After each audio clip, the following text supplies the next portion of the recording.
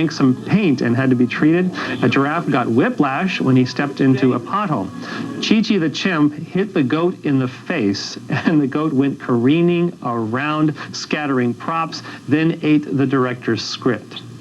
The highly trained talking parrot refused to speak on cue, and they had to use a human voice to dub the parrot's lines. During one huge production number, the director kept yelling, "Cut," again and again, trying to get the scene right. Finally, when the scene was going perfectly, the parrot spoke up and said, "Cut," causing all action to stop and the crew to turn to the director in complete puzzlement. Rex Harrison, the star of My Fair Lady and fresh from playing Julius Caesar in Cleopatra, was a true professional throughout. Besides riding rhinos and kissing seals, he also had to sing his heart out surrounded by sheep. Now that was tough, folks. They had to spray him down for flies before the scene, but the worst was the sheep were urinating all over his legs during the entire take. To quote Rex himself, "Oh, agony." "Hey Rex, how was work today?" "Bad." Sorry. And the poor producer, Arthur Jacobs, suffered his first heart attack from all the troubles on the production. But as soon as he got out of the hospital, he went right back to work. Yeah, that's Hollywood. So I know you'll enjoy the movie and appreciate the fact that it was one of the most difficult ever to make. And then after this, sit down and form a discussion group with your dog and your cat and talk about the film.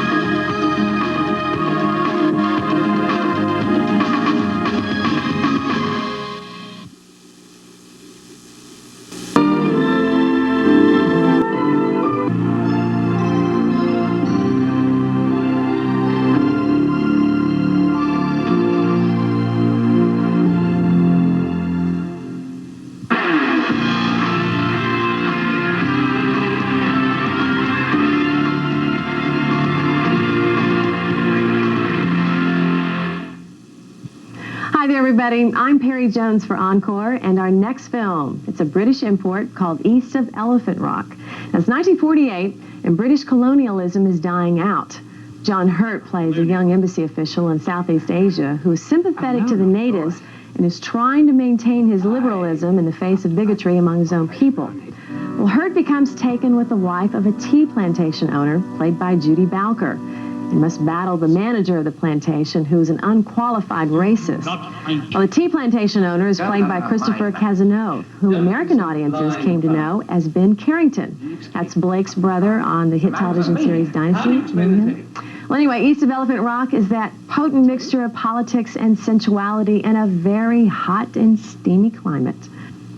Well, the film was shot on location in Sri Lanka, and unbelievably on a budget of a mere $200,000. Well, the producer, writer, and director, Don Boyd, he convinced his cast and many of his crew to defer their fees until the film was sold and distributed. Well, as you know, this is very, very rare, particularly with the talents of actors like Hurt. But Don Boyd had a philosophy about filmmaking which set him apart from the British mainstream. Fed up with the boys' club of the motion picture industry, Boyd, at the tender old age of 27, he started his own independent production company with virtually no money, but probably a few credit cards. Well, he could write, direct, and produce, and he decided that he didn't need anyone else. Thank you very much, particularly here in Hollywood. So the background in commercials and the stage, he set about to convince the pool of creative people that they should join his mini revolution. Well, I don't have to tell you, they did, and in no time at all, he had 5 films already in production. Well, he must have done something right, because just 2 years after East of Elephant Rock was released, Hollywood, always in love with the renegade, right? Well, sure enough, they came a-courtin', and he was set up to produce John Schlesinger's $10 million honky-tonk Freeway, and then he went on to other films like the critically acclaimed Aria.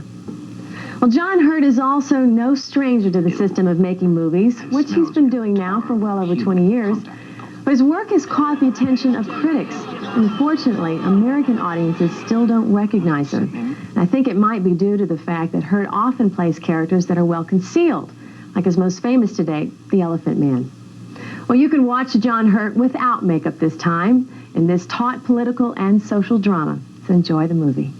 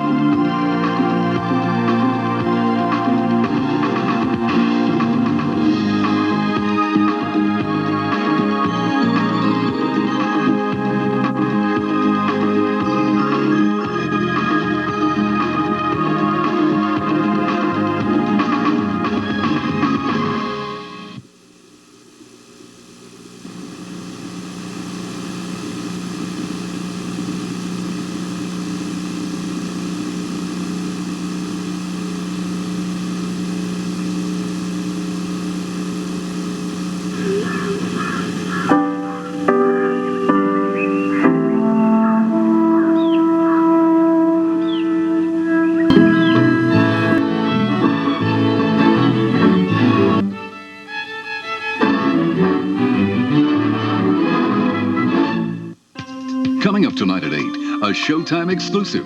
Michael J. Fox and Christopher Lloyd in Back to the Future Part 2. Then at 10, a Showtime original movie, Kurt Vonnegut's Monkey House. And at 11:15, Showtime After Hours. Tomorrow at 9, David Naughton is up to his caboose in Poltergeist in the premiere of The Sleeping Car. And Friday at 9, Chuck Norris takes revenge on a brutal drug lord in Delta Force 2, a Showtime exclusive. It was the first movie I ever saw with black and white people getting married. I was impressed. Guess who's coming to dinner? When he first came in, and the look on the family's face was like, whoa. Mom, there's something else. She asked him home to dinner to meet her mother and father.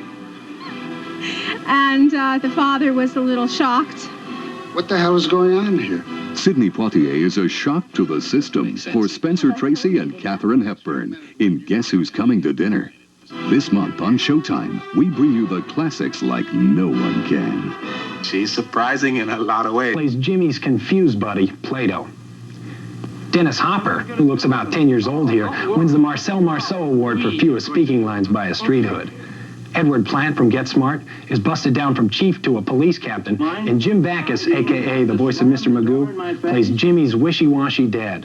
Speaking of the nearsighted wonder, watch for James Dean's impression of Mr. Magoo. It was so good that the studio executives were afraid of being sued by UPA Studios, Magoo's owners, so they asked him to do Bugs Bunny instead. Jimmy was the only major name in this picture who didn't get a nomination for an Academy Award, and the film went 0 for 3 in the Golden Statuette department at the Oscars. But Rebel became the most talked about picture of the year because it gave teenagers of America a film that finally focused on their feelings of alienation.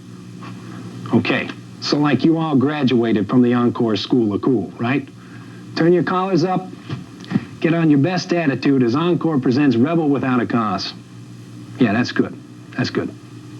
Squint more. Try this. Oh, man. Again. Oh, man. Yeah, you got it.